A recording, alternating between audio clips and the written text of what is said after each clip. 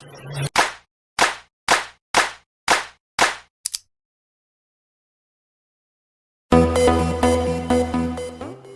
teman-teman, sebelumnya perkenalkan nama saya Krisna sebagai host di video kali ini, dan juga rekan saya Rifki sebagai penulis skrip dan editor video kali ini.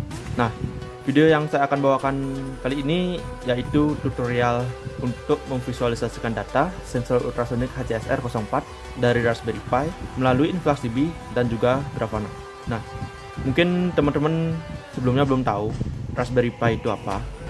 Jadi mungkin saya akan jelaskan secara singkat. Jadi Raspberry Pi itu merupakan komputer single board kecil yang dibuat dari perusahaan Raspberry Pi Foundation di Inggris. Karena Raspberry Pi ini merupakan komputer ya, tentu dia punya sistem OS atau operating system. Jadi operating system yang dijalankan oleh Raspberry Pi itu berbasis Linux. Terus mungkin beberapa komponen utamanya ya. Sini itu ada 4 USB-A 2.0, lalu di sana ada port LAN, yang ini ya, port LAN, terus ada port jack audio output 3,5 mm. Di sini juga ada port CSI, yaitu kamera port. Lalu di sini ada juga port HDMI ya, ukurannya full size. Terus di sini ada port power input, dia pakai USB micro. Terus di sini ada slot micro SD, sini juga ada slot DPI DisplayPort. Terus di sini juga tentunya dia pakai CPU ya, namanya juga komputer. Jadi CPU yang dia pakai itu Broadcom dengan tipe seri BCM2837R. Terus nah di sini ada port GPIO juga, totalnya ada 40 port GPIO. Oke, untuk selanjutnya saya akan sebutkan alat dan bahan yang diperlukan dalam proyek kali ini, yang tentunya ada Raspberry Pi itu sendiri. Jadi Raspberry yang saya gunakan kali ini itu adalah Raspberry Pi 3 model B. Dan juga kita ada adaptor sebagai supply input untuk mengaktifkan Raspberry Pi. Di sini daya yang dapat dikeluarkan dari adaptor itu adalah 15 watt minimum dengan maksimal 22,5 watt. Nah, kenapa saya menggunakan adaptor ini? Itu karena minimum daya input untuk mengaktifkan Raspberry Pi 3 model B ini itu 5 volt 3 ampere, atau jika kita jadikan watt itu 15 watt. Jadi saya sarankan teman-teman menggunakan adaptor minimum 15 watt. Kemudian sini ada USB micro ya, sebagai penghubung dari adaptor ke Raspberry-nya. Kemudian tentunya sesuai judul video ada sensor ultrasonic HCSR04, terus ada kabel jumper female to female dengan total 4 buah. Oke, untuk selanjutnya saya akan menjelaskan wiring diagram dari Raspberry Pi ke sensor ultrasonicnya. Jadi HCSR04 sensor ultrasonik itu VCC-nya kita membutuhkan 5 volt. Jadi kita sambungkan ya. Nah, untuk VCC di sini dia terhubung dengan kabel warna kuning ya. Itu membutuhkan tegangan 5 volt. Jadi pin 5 volt di Raspberry Pi itu ada pada posisi 1 di sini. Jadi VCC yang dibutuhkan oleh modul HCSR04 ini adalah 5 volt ya. Pin yang untuk pin trik sini yang ini ya, yang kabel oranye itu masuk ke GPIO 23 yang ada di Raspberry Pi. Pin echo itu masuk ke GPIO 24. Posisi GPIO 24 di Raspberry Pi itu ada di posisi ke-9 bagian kanan. Kemudian sini ada pin GND ground, tentunya akan dihubungkan ke pin GND. Isinya ada di pin kedua sebelah kanan. Oke, untuk selanjutnya kita akan membuat akun InfluxDB dan Grafana. Jadi teman-teman masuk ke website InfluxDB dulu. Buat teman-teman yang belum pernah menggunakan InfluxDB, teman-teman bisa sign up dulu, lalu menggunakan akun Google saja supaya lebih cepat. Karena saya sudah pernah membuat akun InfluxDB, jadi saya akan langsung login menggunakan akun Google saya. Sini teman-teman pilih saja akun Google yang ingin teman-teman gunakan. Oke, masih proses. Ya, ini tampilan awal laman website InfluxDB. Tapi jika teman-teman sebelumnya baru pertama kali buat akun, itu biasanya teman-teman akan dimasukkan ke laman untuk membuat nama akun dan nama organization. Jadi untuk nama akun itu yang ini ya, ini otomasi yang saya gunakan. Untuk nama organization itu saya gunakan PNB. Nah, jika teman-teman sudah berhasil membuatnya, nanti teman-teman akan masuk ke laman pilih paket. Di sana teman-teman pilih paket free saja. Kemudian jika sudah selesai membuat, teman-teman akan langsung masuk ke laman seperti saya seperti ini. Laman websitenya yang tampilan awalnya seperti ini. Oke, selanjutnya saya akan langsung mengajarkan teman-teman membuat bucket. Kalian pencet tanda panah ke atas ini, klik bucket. Di sini ada tulisan create bucket. Teman-teman klik di sini, buatlah nama bucket teman-teman. Saya di sini menggunakan ultrasonic. Oke, create. Nah, bucket teman-teman akan langsung terbuat. Oke, untuk pembuatan akun InfluxDB sudah sampai sini. Selanjutnya kita akan membuat akun Grafana. Oke, teman-teman masuk ke laman Grafana ya. Laman Grafananya itu adalah grafana.net. Ini saya diminta untuk sign in. Untuk teman-teman yang belum pernah membuat akun Grafana, teman-teman sign in menggunakan akun Google saja supaya lebih cepat ya proses pembuatannya. Nah, karena saya sudah pernah membuat akun, saya akan langsung masuk ke laman akun Grafana seperti ini jika sudah berhasil membuat akun. Tapi jika teman-teman sebelumnya belum pernah membuat akun dan melakukan sign in menggunakan akun Google, teman-teman akan masuk ke laman untuk membuat nama stack URL, yang dimana saya sebelumnya membuat nama laman stack URL itu adalah teknik elektro yang ini ya. Jadi nanti teman-teman bisa membuat nama lamannya bebas ya, sesuai keinginan teman-teman, yang nanti diakhiri oleh .grafana.net. Itu nanti teman-teman juga akan dimintai untuk memasukkan region atau negara teman-teman, dan sebelumnya saya memilih Indonesia. Lalu klik finish setup. Setelah berhasil membuat akun, teman-teman akan dimasukkan ke dalam laman pertama Grafana. Di sana teman-teman klik saja skip setup dan akan langsung masuk ke halaman tampilan seperti saya ini. Oke, selanjutnya setelah teman-teman berhasil membuat akun InfluxDB dan Grafana, selanjutnya kita akan login ke aplikasi Putih dan WinSCP. Bagi teman-teman yang belum memiliki aplikasi Putih dan WinSCP, nanti kita akan sertakan link downloadnya di deskripsi video. Sebelum kita lanjut ke Putih, tadi ada satu tahapan yang kita lupakan, yaitu mengambil token di InfluxDB. Oke, fungsi token di InfluxDB ini adalah sebagai password ya, yang menghubungkan Raspberry Pi ke InfluxDB yang ada di komputer atau laptop teman-teman. Jadi token yang kita ambil dari InfluxDB ini akan berfungsi di dalam program Ultrasonic. Oke, kita lanjut saja. Cara mengambil tokennya yaitu kita arahkan cursor kita ke arah tanda panah atas ini.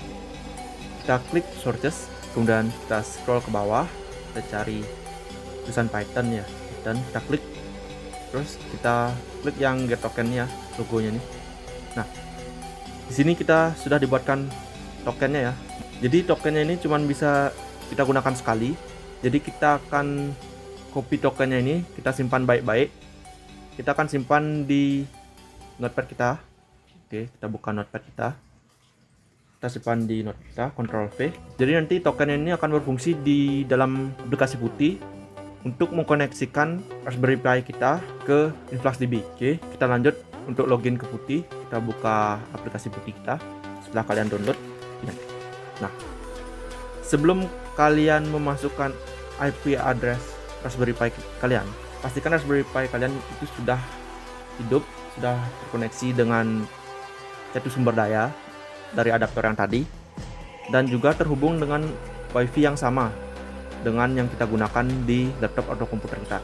Jadi WiFi yang saya gunakan ini adalah Wayans Galaxy A24, dan pastikan juga WiFi yang terkoneksi di kalian itu sama dengan WiFi yang kita gunakan di laptop kita. Nah, setelah terkoneksi, kita akan mendapatkan alamat IP Raspberry Pi kita. Kita masukkan alamat IP Raspberry Pi kita, itu kita dapat 192.168.195 ke dalam hostname or IP address ini. Kita pilih connection type-nya SSH, terus save session-nya kalian boleh buat save session, boleh tidak. Oke, kita di sini tidak perlu ya, kita lanjut saja langsung open. Nah, jika berhasil terhubung, nanti kita akan dimintakan login as atau nama user Raspberry Pi kita. Di sini nama user saya itu adalah kelompok 1. Lalu kita dimintakan password dari user Raspberry Pi kita. Itu nama passwordnya. Oke, berhasil terhubung dengan Raspberry Pi kita. Selanjutnya kita akan login ke aplikasi WinSCP. Cari WinSCP. Nah, di WinSCP ini sama juga seperti login di putih tadi. Kita masukkan IP address kita ke tulisan hostname-nya. IP address kita adalah 192.168.166.19. Untuk username-nya sama seperti tadi, port 1 dan passwordnya. Oke, kita pilih new site aja ya. New site di sini kita save site. Oke, kita biarkan default seperti ini ya. Kita klik OK, dia akan tersimpan. Login kita seperti ini. Kita login. Oke, kita diminta passwordnya. Oke, berhasil terhubung. Nah, di sini fungsi WinSCP itu adalah untuk menghubungkan folder yang ada di komputer atau laptop kita dengan folder yang ada di dalam Raspberry Pi kita. Jadi tujuannya adalah untuk memindahkan program yang telah kita buat di dalam laptop atau komputer kita ke dalam folder yang ada di dalam Raspberry Pi kita. Oke, untuk penjelasan programnya akan saya sampaikan di selanjutnya. Oke, setelah teman-teman login ke putih dan WinSCP, sekarang kita lanjut ke bagian pemrogramannya. Jadi sebelumnya saya sudah membuat programnya di Visual Studio Code. Nah, yang perlu diperhatikan dari program ini adalah bagian ORG-nya ini, ORG dan database ini. Bagian ORG ini harus sama dengan nama organizer yang teman-teman buat di InfluxDB, dan juga nama database ini harus teman-teman sesuaikan dengan nama bucket yang telah teman-teman buat. Kita balik ke InfluxDB-nya ya. Nah, ini nama database itu harus sesuai dengan nama bucket ultrasonic, dan juga nama ORG-nya harus sama PNB. Ini ya nama ORG-nya. Oke, kita kembali ke program yang tadi. Setelah teman-teman mengubah bagian database dan ORG ini, teman-teman klik file, save as. Teman-teman simpan program teman-teman di folder yang mudah teman-teman telusuri ya. Di sini saya menyimpannya di folder tugas arsitektur komputer. Oh ya, untuk penamaan filenya mohon diperhatikan, namanya itu ultrasonic py. Ingat isi .py. Jadi ini program Python nanti supaya bisa dibaca di putih. Oke, teman-teman bisa klik save. Kita kembali ke bagian WinSCP. Teman-teman cari folder yang tempat teman-teman menyimpan filenya tadi sampai muncul seperti ini. Ini yang tadi ya, file yang saya simpan tadi, folder Raspberry Pi-nya. Teman-teman bukalah folder yang sudah teman-teman buat environment-nya atau lingkungannya. Jadi saya sudah membuat environment di bagian dokumen, arsikom, sensor. Jadi saya anggap teman-teman sudah bisa membuat environment sendiri. Oke, selanjutnya kita akan pindahkan program yang telah kita buat dari folder di laptop atau komputer kita ke Raspberry Pi. Kita klik saja ini, kita drag, maksudnya kita tarik, kita move ke sini. Kita masuk ke bagian putih. Nah, di bagian putih ini kita masuk ke bagian dokumen atau folder Raspberry Pi tempat kita menyimpan file tadi. Kita ketik cd dokumen garis miring archicom garis miring sensor, enter. Nah, itu sudah masuk ke bagian folder yang tadi. Lalu teman-teman aktifkan environment-nya dengan cara source bin slice activate. Oke, kita klik enter. Nah, sudah masuk ke bagian environment ya. Ini sensor. Bagi teman-teman yang belum pernah menggunakan InfluxDB, sangat disarankan mendownload library InfluxDB-nya. Ini ya. Maaf, hilangkan 3-nya. Nah, teman-teman ketik pip install InfluxDB strip client. Pastikan penulisan atau ngetiknya sama ya, karena perbedaan sedikit besar kecil huruf ataupun spasi itu akan mempengaruhi. Lalu teman-teman klik enter. Nah, oke, sedang diproses. Oke, library-nya karena sebelumnya saya sudah pernah install, jadi tulisannya requirement already satisfied. Sebelum kita menjalankan program, kita masukkan dulu tokennya. Nah, ini Ctrl A, Ctrl C. Nah, kita masukkan di sini. Kita klik kanan di mouse, kita enter. Nah, ini berfungsi untuk menghubungkan Raspberry Pi dengan InfluxDB yang ada di laptop atau komputer kita. Baru kita ketik yang tadi, enter. Nah, berhasil ya.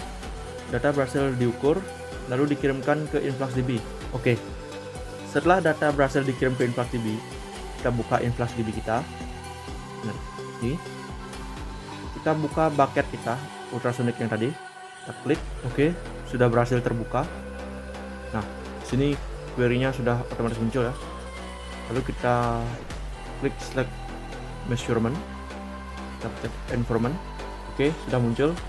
Kita klik distance ini. Oke, query-nya otomatis muncul. Lalu kita run, muncul ini ya. Nah, data berhasil dikirim dari ini ya, dari putih, dari Raspberry Pi ke InfluxDB. Selanjutnya kita akan memvisualisasikan data hasil baca sensor di Grafana Cloud. Ini ya, kita buka web utamanya, new connection. Kita klik ini. Sini teman-teman klik InfluxDB data source. Klik. Nah, lalu klik add new data source. Klik ini, data source edit. Oke, kita sudah membuat data source. Kita ubah menjadi namanya ultrasonic. Query language-nya kita ubah jadi SQL. Lalu URL-nya kita dapat dari URL InfluxDB-nya ini ya. Sini. Nah, kita salin dari HTTP sampai .com. Di sini kita paste. Nah, ini slice-nya paling belakang ini kita hapus saja. Oke, lanjut ke bawah, kita scroll ke bawah, ada tulisan database, kita tulis ultrasonic sesuai dengan bucket yang kita buat tadi. Ultrasonic. Kemudian kita masukkan tokennya. Kita kembali ke notepad. Ini dia notepad-nya. Yang kita salin itu dari Y sampai sama dengan. Copy, back. Oke, ini masih jalan ya. Oke. Oke, yang kita ubah itu saja. Lalu save and test. Oke. Nah, sudah berhasil dibuat. Kita klik building a dashboard. Kita klik add visualization. Nah, kita cari dah tuh yang tadi yang kita buat, namanya ultrasonic ini. Tuh. Lalu kita masuk ke bagian ini. Code. Kita dapat query-nya itu dari InfluxDB. Nah, yang ini kita Ctrl A saja, Ctrl C, lalu kembali lagi ke website Grafana, Ctrl V. Oke, sudah. Kita run query. Nah, berhasil tuh. Oke teman-teman, setelah saya edit dan setting-setting sedikit, saya ada ubah beberapa bagian. Kita pakai visualnya itu Gates ya. Gauge. Saya ubah titlenya di sini menjadi Ultrasonic HCSR04 dengan deskripsi jarak ukur. Oke, kita coba ya. Kita tutup ultrasonicnya, kita tutup. Apakah dia berubah? Oke, berubah ya. Masih ada miss. Harusnya ini jaraknya 2 cm ya. Nah, 3 sentian. Oke, masih sama. Oke, berhasil ya teman-teman. Oke, udah kembali lagi. Lalu kita save. Tadi saya sudah save, jadi teman-teman bisa save. Nanti teman-teman bisa buka di bagian dashboard. Saya tadi beri nama Ultrasonic. Nah, kita coba lagi.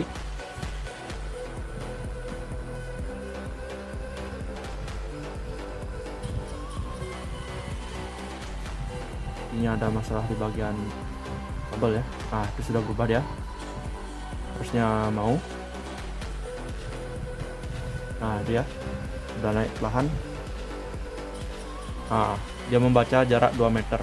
Saya arahkan ke samping. Coba saya tutup lagi. Oke, itu pembacaan yang tadi. Nah, dia membaca 3 cm. Oke. Mungkin sekian ya video dari saya. Semoga bermanfaat buat teman-teman, dan mohon maaf jika ada salah kata dan mungkin ada yang berupa yang kurang jelas, mohon dimaklumi. Sekian, terima kasih, bye bye.